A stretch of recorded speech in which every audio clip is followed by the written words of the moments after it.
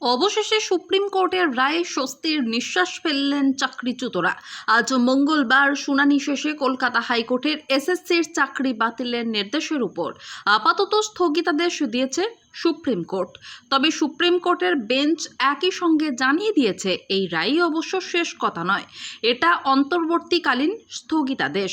16 জুলাই এই মামলার চূড়ান্ত নির্দেশ ঘোষণা করা হবে। আজকের রায়ের পর আশায় বুক বাঁধছেন কলকাতা হাইকোর্টের রায়ে চাকরিচ্যুতরা। এদিনের শুনানি শেষে ঠিক কি বললেন প্রধান বিচারপতি? এদিনে তার রায়ে প্রধান বিচারপতি জানান, এখনই চাকরি বাতিল করা হচ্ছে না। কেন স্থগিতাদেশ তার ব্যাখ্যা দিয়ে সুপ্রিম কোর্টের প্রধান বিচারপতি বলেন, যদি যোগ্য এবং অযোগ্য আলাদা করা সম্ভব হয় তাহলে গোটা প্যানেল বাতিল করা ন্যায্য হবে না। একই সঙ্গে সুপ্রিম কোর্ট জানিয়েছে, আপাতত কাউকে বেতন ফেরত দিতে হবে না। তবে এসএসসির 2016 সালের প্যানেলে যারা চাকরি পেয়েছিলেন তাদের মুচলেকা দিতে হবে। পরে তাদের নিয়োগ অবৈধ বলে প্রমাণিত হলে অযোগ্যদের টাকা ফেরত দিতে হবে। সুপ্রিম কোর্ট জানিয়েছে, সিবিআই যেমন অবৈধ নিয়োগ নিয়ে তদন্ত চালিয়ে যাচ্ছিল সেভাবেই তদন্ত চালিয়ে যাবে। তবে সুপার নিউমেরারি পদ তৈরি নিয়ে মন্ত্রিসভার বিরুদ্ধে তদন্তে স্থগিতাদেশ বহাল থাকবে। আজকের সুপ্রিম কোর্টের রায়ের পর ঠিক কি বলছে সংগ্রামী যৌথ মঞ্চ, শুনুন ভাস্কর ঘোষের মুখে। নমস্কার।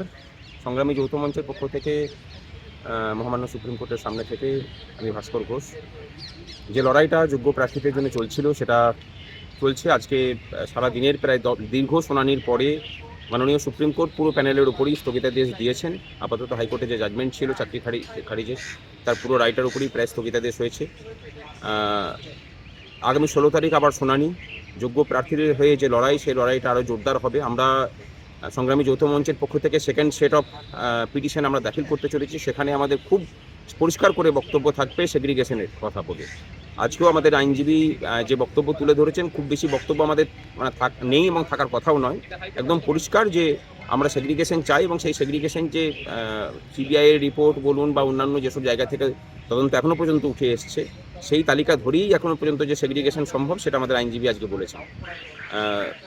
মহামান্য প্রধান বিচারপতি সেই কথাটা অ্যাপ্রিসিয়েটও করেছেন। আশা করি যে সেগ্রিগেশনের দিকেই আগামী 16 তারিখের যে শুনানি, সেই শুনানি যাবে। ততদিন পর্যন্ত সকলে নিশ্চিন্ত থাকুন, এ লড়াই আমরা জিতব।